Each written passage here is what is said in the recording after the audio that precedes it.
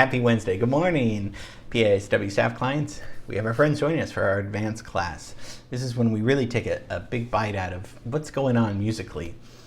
You know, last week we looked at Chopin, just pretty much that one piece, that mazurka, and it's really fun to dive deeper in without getting too, we want to keep it simple, but not superficial. How do we do that? And today, your film scoring results are in for Big Night. Can't wait to show you that. That's going to be a very groovy scene. I think we should take a field trip in a car like that and reenact the scene with, of course, no smoking, but reenact the smiles and all that stuff. And then I know this was kind of a far out kind of idea. And Miles Davis / Gil Evans, because that's who we're going to look at today, and Steve Reich. What could those guys possibly have in common? Because if you've been paying attention, you know that Steve Reich was influenced by jazz, but I've never heard him talk about Miles Davis or Gil Evans. He talks about John Coltrane a lot, but that's more of the harder jazz. I've thought about this for years, like I've said, and I've been wanting to, let's explore it today, because there's a piece that Gil Evans did in 1960. So we need to review with how Miles and Gil started. We also need to review with Steve Reich. What is he doing? So we're gonna explore together about what he's doing. Okay, we know Miles was into cool jazz, late 50s, way different than bebop. They get into more modal playing, right? Based on modes. Is it more chord progressions? It's less chord progressions, right? 2 chords. How do you make 2 chords sound interesting without it? And today, actually, we're going to be looking at La Nevada is 1 chord. So you're like, great. Although it's got major and minor stuff, so maybe 2 chords. But this is, and we're also going to make a little parallel to painting, because what Gil Evans is doing in the studio is what most bands probably do in the studio, where they're just kind of sketches. But then usually you record and rehearse up to a song. He's not really doing that. He's keeping it sketch-like, and you'll hear what I'm talking about when we get to La Nevada, which is a nice Spanish snow following, and it sounds like that, snow falling. So Evans, Canadian-born jazz pianist, right? Mostly arranger, though. That's what people really like him for, his arranging, because he colors the instruments in an unusual way, many times using classical instruments. French horn, tuba. You wouldn't use that in a jazz band. That's kind of square, right? That's for the symphony orchestra. That's for kids. But here with cool jazz, using some of these classical instruments makes it sound cool. Who does this later? George Martin does this a few years later with 4 Lads from Liverpool. He'll take in classical instruments into the studio and say, now that was with popular music. This is a little bit different, but Gil Evans is using classical instruments in a jazz band, so very much like George Martin, actually. So Gil Evans was a band leader, arranger, and a brilliant orchestrator. Did a lot of Jimi Hendrix stuff too, which is kind of his later period. So in 1960, he comes out with Out of the Cool, which is the album. 1960, what's going on? Is Bach? No, Bach's not, no. Okay, Scott Johnson, no, he's not there. Let's see, we have to go through our timeline of how do we get up to that. I mean, it's jazz. 1960, the Beatles are rehearsing, right? I mean, they're playing like hell, getting their sound, but they're not on the scene yet.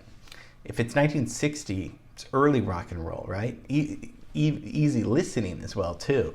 I mean, Elvis is probably the biggest in 1960, but you still have Theme from a Summer Place, the Max Steiner song. I mean, and this is that kind of Americana sound that we've been talking about. That's number 1. Gil Evans is not going to sound anything like this. He's going to do something very new in the studio. So we'll listen to a few times, and then I'll be talking in through it. It starts off with just piano, okay? Kind of cool. And then there's a motif. There's a repeating motif, just like Steve Reich does it. You hear that? That rhythm is going to be very much like Steve Reich. And this is process music. This is music that's gradual and that's evolving slowly. That's the idea too. It's not to get to the place. It's to experience the music, right? It's not like, okay, rehearse and tell me what the song is. That's not the idea of it. This is just a different way of looking at art. This is come on and be part of the evolution with us as we grow through these kind of things. And it's not just classical and jazz, bands start doing this too in the studios. So you're part of the process. It's inviting you in. So if we just start with the piano, that's fine. Is it a solo piano? No. What do you hear? You hear maracas. That's Elvin Jones playing maracas. Steve Reich uses maracas. You have the repetitive rhythm that's going to be constant, right? You also have dissonance. Stravinsky, right? He had used a lot of dissonance, but it wasn't just noise banging on the piano. It was concise dissonance. Gil Evans is using that cluster. It's a cluster, and but it sounds, you're in G minor, so it sounds G minor with with that added fourth, which is what Bernstein would use for West Side Story. So it's repeating, and you're like, how long is this going to go on? So this to me sounds like very early minimalism music, where you're starting with an idea and you keep doing that idea. And it's almost like the listeners are like, when are you going to get to the hook? But this is all part of the process. This is all process music. And then you hear the guitar and the bass kind of come in. It's like everyone's kind of showing up at the studio together. And, oh, we're playing this. Okay, well, let me start just, we'll start getting into the groove here. He's got a jazz big band, but obviously he's not starting out with a big bang. He's going to evolve that. It's going to take a few minutes. It's got a cool little vibe going right here, though, right? Then here you hear, what do you hear? You hear flutes. Flutes, what are flutes doing? That's a classical instrument with muted trumpets. And of course, Gil Evans and Miles Davis have, they're using the harmon mute in a way that Miles is playing it where no other trumpet player was playing that. You hear Miles' sound with the harmon mute. Now this isn't Miles on the recording, but these are trumpet players. It's a trumpet player with a harmon mute and flutes. And that harmony sound, that minor 7, minor 9, very fresh sounding harmony. Now we're going to the root 3rd, 5th, 7th, 9th. The chords are becoming grander. Steve Reich does that too, where there's only like 11 chord progressions in Music for 18 Musicians, like we talked about. And it doesn't sound like 1 to the 4 chord to the 5 chord. It doesn't sound like rock and roll or ragtime at all. It almost creeps up on you. This is what we're talking about with music evolving and minimalism changing all the time. Gradually we're getting stronger because now just like the vibraphone in Music for 18 Musicians that signals the change. Remember we saw that yesterday, and they go into the new section. Well, Gil Evans is doing that with the piano. Now we're getting lower here, and then listen to this. This is the next idea. But it just sounds like he's improvising, right? But he's not. He's actually laying the foundation for the next section, the next idea coming up. And then when the trombones take over, it's really cooking.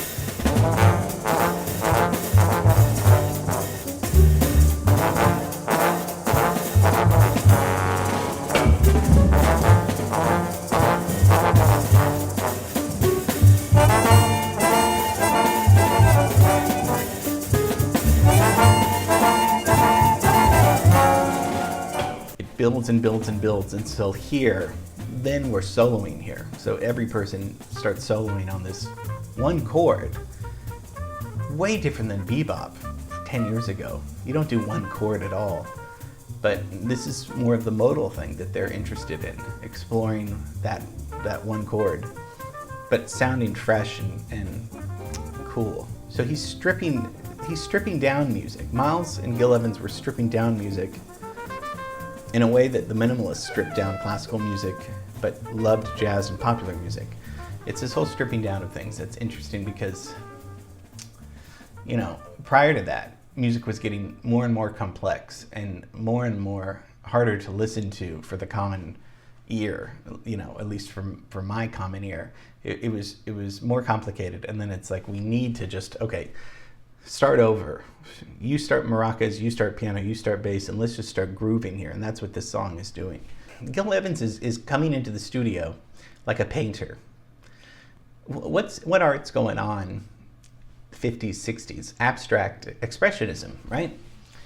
We haven't talked too much about that, but I mean, that's Mark Rothko's going on, Jackson Pollock. Those are names that, you know, in art that you guys know.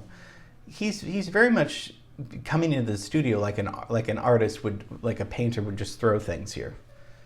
And you're like, well, what are these little things here? What are these little, you're just making a mess. What that color doesn't, what are you trying to, what's the big picture here? Just tell me what we're doing. Well, that's not the whole point, right? So he's coming in and saying, you do the maracas, okay? And then you're gonna do the bass, and then I'm over here controlling it, but it's coming together like an abstract painting. And then at the end of it, is it a clear picture of a perfect sunset? No, it's not.